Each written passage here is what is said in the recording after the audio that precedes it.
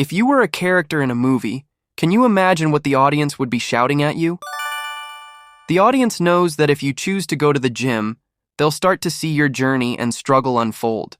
But instead, you choose to lie around and eat junk food every day.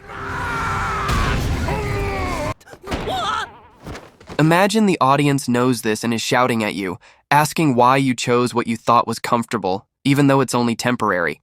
And that's how dramatic irony framing works in real life, and this framing technique is often used in superhero films or magical girl shows. At the climax scene, when the villain is cornered and one final attack would mean the hero wins, something suddenly interrupts and causing the hero to fail, even though it's clear they could have won.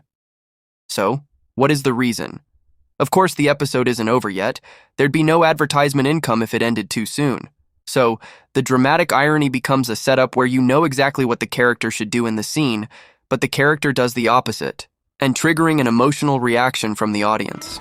王子様、そろそろ時間まよ。お迎えでゴースマよ。君も幸せに暮らすまよ。 Unfortunately, that old technique is now more often replaced with choices that follow the audience's logic. Why? It's simple. There are so many shows to watch now. If one show uses frustrating dramatic irony, we can just move on to another one that's more engaging. Even in this year's winter season alone, over 50 anime titles have already aired. This gives people a huge range of options when choosing which anime to watch. And even in the first episode of Vigilantes, there are quite a few subjective framing techniques that appear, because this anime is still related to My Hero Academia. So the establishment in this episode provides a different perspective from Koichi's point of view on the world where Midoriya and All Might live. Subjective framing is a moment when a scene shows the point of view of a character, usually introduced with a trigger scene, a close-up of the character, before the scene shifts to show what the character is seeing.